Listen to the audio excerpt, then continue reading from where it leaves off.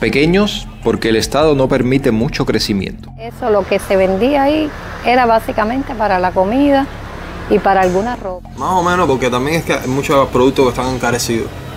No por mi parte solamente, yo también los compro caros, entonces hay gente que no. Y cuando los llamo, pues la esposa me dice, no, sí, ellos los tres se fueron en una balsa. Muevas, quédate ahí, no te muevas. No seas tímida. No seas tímida. ¿Cómo? Económicamente, ¿cómo sostengo esto? Y tenía algunos negocios por cuenta propia. Uno de los primeros fueron el de renta. Y vamos a ver lo que cuesta y los sacrificios que tiene que hacer un cubano para que la casa no se le caiga encima. Que a veces ellos hacían un día de compra, por ejemplo en Miami. Un día de compra que salían en la mañana, en el ferry. Yo creo que eso es una de las cosas que va a salvar este país del desastre total. En la Cuba de hoy, donde al cubano de a pie desde que se levanta se le puede ver en la calle tratando de resolver sus problemas de la vida cotidiana y batallando con las colas para intentar comprar comida, mantener funcionando lo viejo se ha vuelto imprescindible. Quizá el más claro ejemplo de esto sean los carros que aún se ven rodando por las calles de La Habana. Y aunque los carros no son el único ejemplo en un país donde algunos todavía tienen esperanzas, lo cierto es que la mayoría de las personas que han trabajado toda su vida, aún después de jubilarse, tienen que seguir batallando. La vida es corta y pasa rápido. La mayoría lo sabe y se larga. Debido a la necesidad y a la miseria creciente, el Estado se ha visto obligado a dar más oportunidades al sector privado, pero no siempre fue así. Desde siempre para el cubano, el tema de la vivienda ha sido una preocupación. Si tener una casa es difícil, mantenerla puede llegar a serlo aún más. Pero ¿cómo un cubano que en promedio gana 25 o 30 dólares al mes puede comprar una casa? ¿Cómo puede mantenerla? Eso vamos a ver. Y para ello nos desplazaremos al Vedado, la parte moderna de la ciudad donde las casas son más caras. Los que ya se fueron de Cuba, si se preguntan por el transporte, está como mismo lo dejaron. Y para los que nunca lo han visto, aquí tienen una muestra.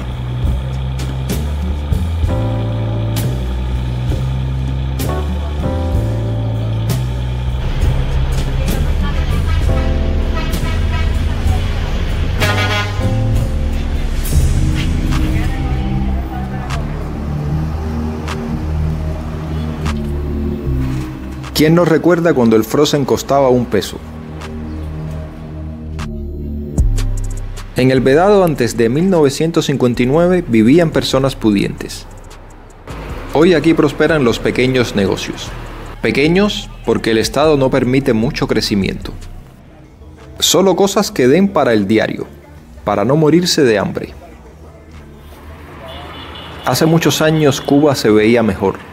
La mayoría de estos edificios tenían dueños. Las casas estaban mejor cuidadas y a día de hoy es difícil mantener lo que queda de aquella época. En esta zona tranquila de la ciudad, muchos de los que viven en mansiones obtuvieron esas casas luego de que sus antiguos dueños las abandonaran, o como en muchísimos casos fueran expropiadas. Lo que pasa es que cuando ponen a vivir varias familias en una de estas mansiones, el resultado es catastrófico. Como las personas no tienen recursos para reparar sus viviendas y el Estado se enfoca más en los hoteles, muchas de estas joyas arquitectónicas terminan así, completamente destruidas o totalmente abandonadas, en medio del déficit habitacional que tiene el país. Vamos a conocer a una familia que vive en una casa heredada generación tras generación, que sobrevivió a aquel tiempo de expropiaciones, que ustedes saben que no quedó ni un vendedor de fritas. Una casa que no se expropió y además que los que vivían allí no se fueron. Vamos a visitar una vivienda de más de 110 años y vamos a ver lo que cuesta y los sacrificios que tiene que hacer un cubano para que la casa no se le caiga encima. Esta es una historia de la Cuba real, una historia de sacrificios, de emprendimientos, pero también de esperanza. Es posible que nuestra anfitriona ahora mismo se encuentre haciendo mandados en algún agromercado cercano, así que puede que la sorprendamos.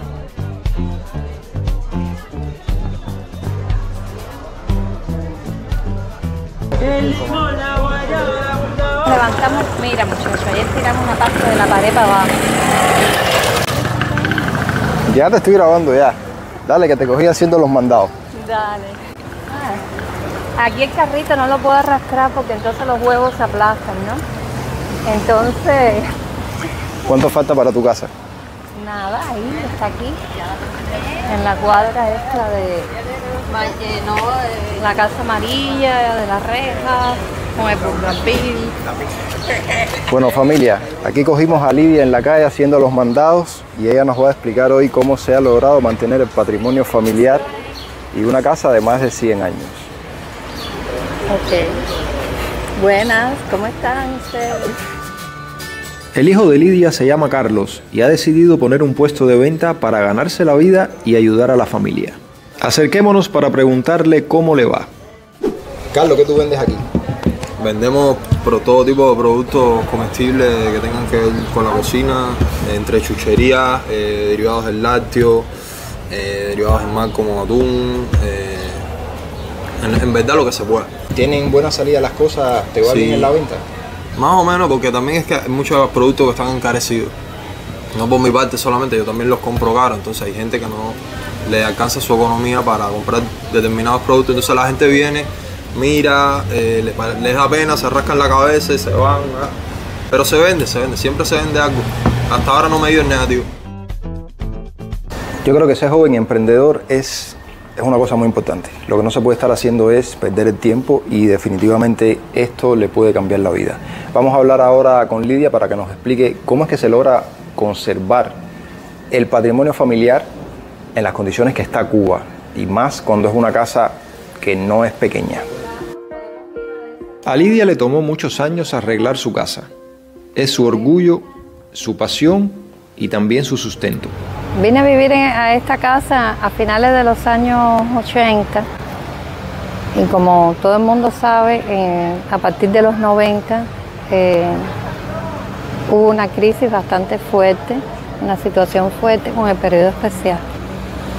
Para poder sostener y mantener el patrimonio de la casa, este patrimonio familiar, la familia mía que vivía en esos momentos, ella era una persona muy mayor, mi tío abuelo, y aunque él estaba bien de salud, pues no podía dedicar el tiempo ni la economía a esto, pues no tenía fuerzas ya para una cosa así. Entonces empecé a mirar los problemas de los techos, las paredes, y dije, ¿cómo? Económicamente, ¿cómo sostengo esto? Y tenía algunos muebles, algunas cosas que, aunque las amaba y las quería mucho, dije, bueno, en unos años, 10 años quizás, la casa se me puede caer arriba. ¿Por qué? Porque los techos y esas cosas son fundamentales. Y entonces dije, bueno, empecé a vender, había anticuarios en esa época, personas que se dedicaban a comprar cosas, vajillas bonitas, muebles de estilo. Y aquí había un poco de esas cosas sin quedarme yo sin lo esencial, ¿no? Y así todos los años, cada vez que llegaba un año, yo decía, bueno, este año yo antes que se acabe el año voy a arreglar esta pared o voy a priorizar esta. Y fui priorizando los lugares más vulnerables de la casa, porque además estamos en una zona muy céntrica del Vedado, pero también muy cerca, relativamente cerca del malecón también. El aire ese que viene, la brisa que viene del mar con la sal, el salite, pues también afecta a las casas. La casa es de 1910 y al ser una casa de tantas décadas, ¿no? De un siglo, pues la familia, como las familias de esa época, que a veces ellos hacían un día de compra, por ejemplo en Miami, un día de compra que salían en la mañana en el ferry y compraban, no sé, los muebles, algunas vajillas, sobre todo cuando iban a transformar alguna habitación, eso se estilaba mucho, poner la habitación de esta forma, se iban a casar los novios, los jóvenes y entonces así. Yo supongo que también vendiste muchas cosas en las famosas casas del oro y la plata, ¿no? Ah, ya, aquello fue una historia también, pero bueno, aquella historia no fue precisamente, como fue en un momento crucial, eso lo que se vendía ahí era básicamente para la comida y para alguna ropa, porque en ese momento sí no había nada. Ahí sí, no tenía muchas joyas, porque eso sí no fue un patrimonio que me llegó después de tantos años, pero yo era feliz con el tema de la casa y sobre todo eso, muy importante, que siempre sentí que era mucho sentido de pertenencia con la casa, porque dije, es lo que tengo, no tengo otra cosa, no. Yo estudié, yo trabajo, yo eso, pero una casa en nuestro país es un poquito difícil tenerla, ¿no? Siempre muchas familias se unían, sobre todo gente joven que iba a compartir la vida con los mayores que quedaban en estas casas de la familia, que claro, quién mejor que la familia va a tratarlos con cariño, como se merecían como se merecen las personas mayores. Nos estuviste contando que tuviste que vender muchas cosas de las que tu familia adquirió durante generaciones, ¿no? Pero una vez que ya no tenías nada de eso, ¿cómo fue que lograste mantener la casa? ¿Cómo es que la has podido ir reparando poco a poco? Cuando se dio la oportunidad de abrir los negocios por cuenta propia, uno de los primeros fueron el de renta. Por supuesto, eso era incipiente y mis primeros arreglos para la renta fueron muy sencillos, muy básicos, pero como ya yo había ido poco a poco haciendo algo, pues básicamente me dediqué al tema de mejorar un poco en decoración y esas cosas, porque lo que yo sí sabía que no podía mantener la casa, yo decía, la casa no puede vivir de mí porque es que yo malamente vivo de mí, con mi salario y mis cosas, porque todos sabemos que siempre ha sido difícil, ¿no? Al principio eran unos impuestos súper altos, había veces no teníamos cómo sacar para un arreglo, por ejemplo, pero cuando al otro mes podía ser un poquito mejor, guardábamos, entonces pagábamos los impuestos, siempre lo primero el impuesto, después lo que fuera quedando, organizar las cosas de la casa, de la vida, la comida fundamentalmente, esas cosas, y después entonces íbamos dejando algo para mis planes anuales. Esta parte este año, porque yo sabía que todo no lo podía hacer de una vez. Nunca me iba de vacaciones, porque ese dinero lo empleaba para el plan mío del año. De arreglar la casa. De arreglar lo que yo me había propuesto en el año, arreglar, porque cuando empiezas a tener turismo, pues empiezas a darte cuenta de lo que la gente necesita, ¿no? Y la gente necesita el agua caliente, la gente necesita el aire acondicionado. El aire. Y ahora entonces miraba que si el colchón, el colchón está un poquito, vamos a ver qué se puede hacer, la cama, las cosas importantes que uno sabe que las personas necesitan un confort primario, ¿no? Lo elemental para eso. Y con lo elemental estuve mucho tiempo. Los alquileres nunca fueron muy altos, nunca tuve unos precios muy altos. En la actualidad tampoco los tengo muy altos. Entonces, Lidia, ¿nos enseñas la casa? Sí, cómo no. Te voy a mostrar esta terraza frontal que da frente a la calle A. Y aquí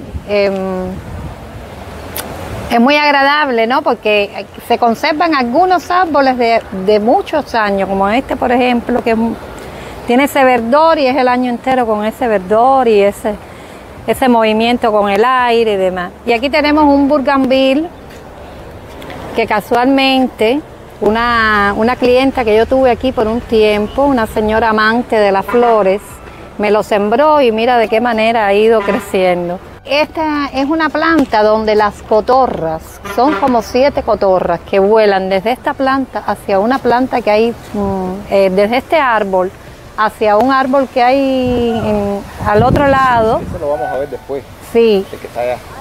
Y entonces ella de lo más graciosa, como que ellas forman su conferencia ahí, ¿no? Y se dicen y hablan y eso, y es muy interesante. Pero es una lástima porque ahora el árbol está como quemado, porque después del ciclón se cayeron muchas ramas. Ahora hay un poco de sol, ¿no? Pero ya cuando pasan las 2 de la tarde es muy agradable la parte esta de la terraza. Bueno, tenemos unos cuantos asientos, sillitas, sillones. Lo colocamos donde queremos, en la terraza, y en la noche pues miramos las estrellas, muy romántico, con los árboles. se puede fumar, en el día se puede leer cuando ya la sombra está para este lado. Aquí tengo, querido público, una habitación de la casa. Esta habitación está frente a la terraza y es muy cómoda porque cuando no quieres estar en la habitación te sientas en la terraza, coges fresco, el split, otra ventana para mirar el sol, abrirla. Y está un minivan, un refrigerador pequeño para guardar cosas. La habitación tiene su baño privado, tiene sus condiciones, ¿no?, de agua caliente. Interesante. ¿Se recuerdan el video que hice el otro día? Miren. Ahora les mostraré la otra habitación que tengo. El acceso es por el pasillo, por este pasillo Y que ven acá, también está antes de llegar al pasillo, tú me habías dicho que eso es una mata de chirimoya, sí.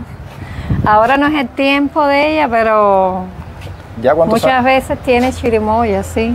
¿Cuántos años tiene esa mata? Ah, tiene muchos años. Tiene muchos años, como 20 años tiene la mata de 20 años. Sí. O sea, casi tiene la edad que tiene tu hijo. Sí, más o menos. Pienso que en la época de mi hijo estaba pequeña, estaba creciendo cuando mi hijo nació, más o menos.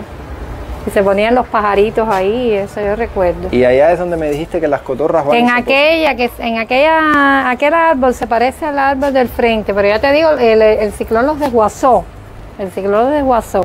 Ese está igual carente de ramas y eso porque es muy reciente, ¿no? En el espacio de la casa de al lado, el pasillo, había una planta de yagruma también muy antigua, que las ramas daban hacia la terraza y pues era muy bonito, ¿no? Porque en un momento dado caía así como una lámpara de ramas, ¿no?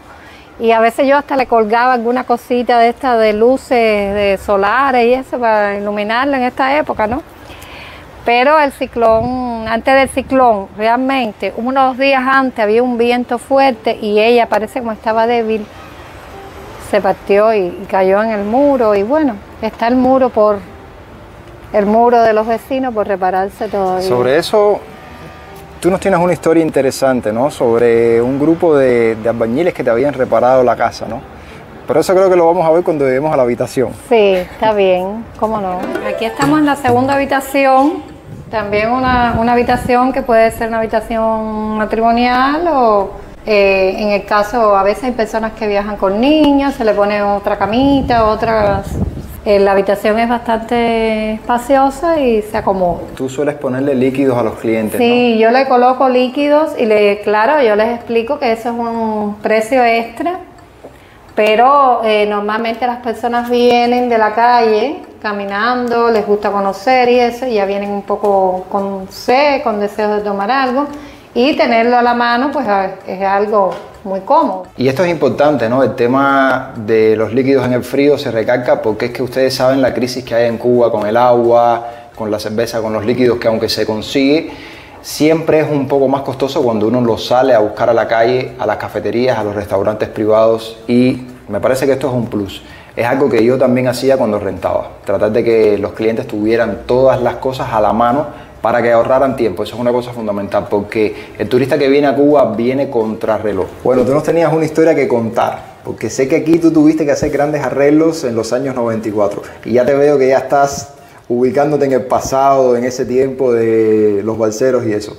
Cuéntanos la historia de las personas que te arreglaron el cuarto. Tenían unos conocidos, 3 hermanos que eran albañiles en esa época y se comprometieron con nosotros en hacernos el trabajo y lo hicieron, lo estuvieron haciendo, pero un fin de semana ellos terminaron todo lo que era la parte constructiva, ¿no?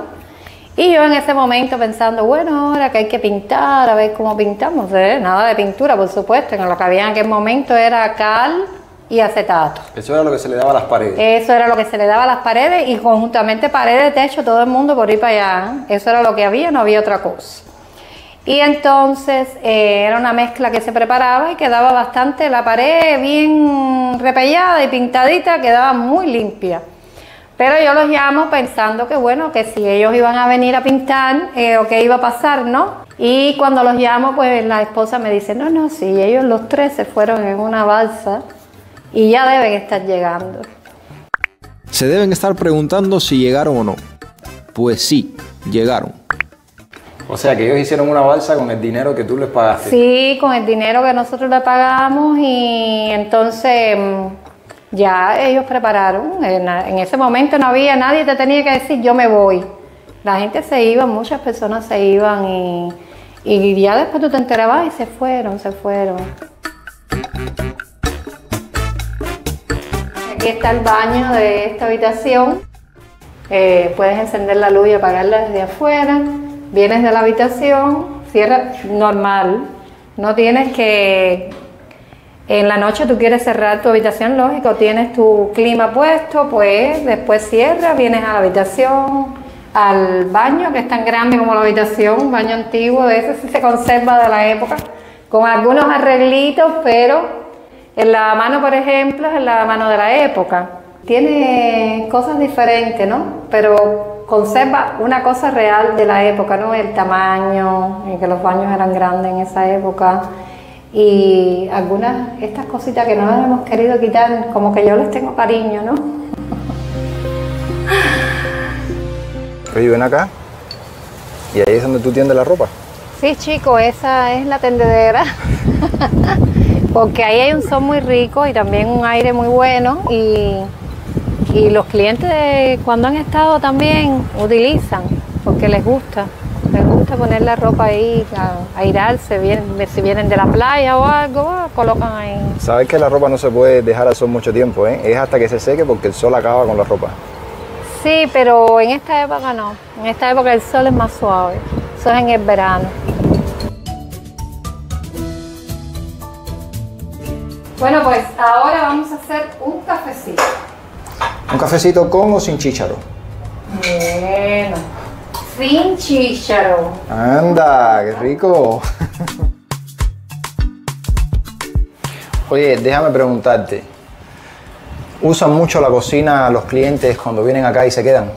Bueno, mira, la cocina está para una necesidad de uso, pero normalmente uno les puede dar el desayuno, yo les preparo el desayuno aquí para ya sacárselo a la terraza.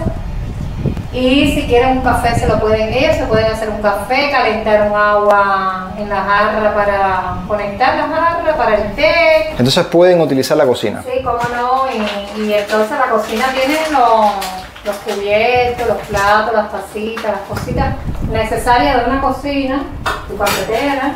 Aunque los apagones en La Habana no son tan constantes como en las provincias que duran más de 12 horas, ustedes se estarán preguntando cómo se hace el café si se va la luz. Podemos hacer en la eléctrica, pero cuando no hay corriente se puede hacer en el gas. Aquí el gas es de la calle. Gas de la calle. En la cocina de gas se puede cocinar también con otro tipo de cafetera que tenemos también para los clientes. La cocina de Lidia está bien equipada. Hay más de lo que se ve a simple vista. Y esto es bueno para las personas que en muchas ocasiones quieren comprar su propia comida y cocinarla para ahorrarse un poco de dinero. Lidia me parece una persona bastante atenta. Esa es mi opinión. Si vienen a La Habana, tengan su alojamiento en cuenta.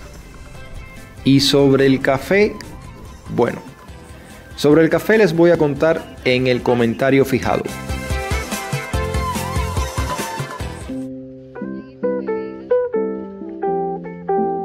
No te muevas, quédate ahí, no te muevas.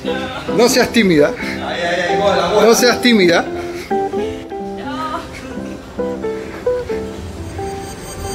A la vendedora estrella de este negocio le da pena salir en cámara. Díganme ustedes qué creen de eso. ¿La quieren ver de nuevo por el canal? Pero a Lidia sí que no le da pena. Nada. No, a mí no me da pena nada porque... ¿Qué te va a dar pena? Con tantos de la vida. Y nada, familia, aquí estamos con Lidia, que para mí ha sido un placer que me haya recibido acá y así poder compartir con ustedes un video más y mostrarles sobre cómo es la vida en Cuba y cómo se logra mantener el patrimonio familiar en este tiempo que estamos viviendo acá. Bueno, pues ahora yo les agradezco haber llegado hasta el final de este video y una vez más los invito y espero verlos aquí por esta casa que me visiten, que vengan, se motiven a rentarse y sobre todas las cosas, también un cafecito, ¿por qué no? Siempre es interesante conocer cómo funcionan las sociedades y más la sociedad cubana, que es tan cambiante y tan compleja. Y también las historias de vida de las personas. Yo contento por el emprendimiento del muchacho. Yo creo que eso es una de las cosas que va a salvar este país del desastre total. Déjenme saber ustedes qué creen en los comentarios. Nada, gracias por haber llegado hasta el final de este video. Ya conocen a los anfitriones de esta casa de arrendamiento. Voy a dejarles el contacto aquí en pantalla y también en la descripción de este video. Contáctenlos si vienen a Cuba. Este es un lugar tranquilo, bastante bien conectado y hay bastantes opciones para comer y para moverse. No solo opciones estatales que en ocasiones llegan a ser las más baratas, en cuanto a los restaurantes me refiero y a los lugares para comer, sino también muchos restaurantes privados y ya se están gestionando otras maneras de transportación en Cuba. Hay algunas aplicaciones para eso ya. Nada, familia, nuevamente quiero agradecerles por haber llegado hasta el final de este video. Si les gustó, dejen un like, comenten, estoy ansioso por leer sus comentarios. Compartan este video para que le llegue a más personas y si no lo han hecho aún, suscríbanse en un botón que anda por ahí abajo que dice suscribirse. Nos vemos en un próximo video.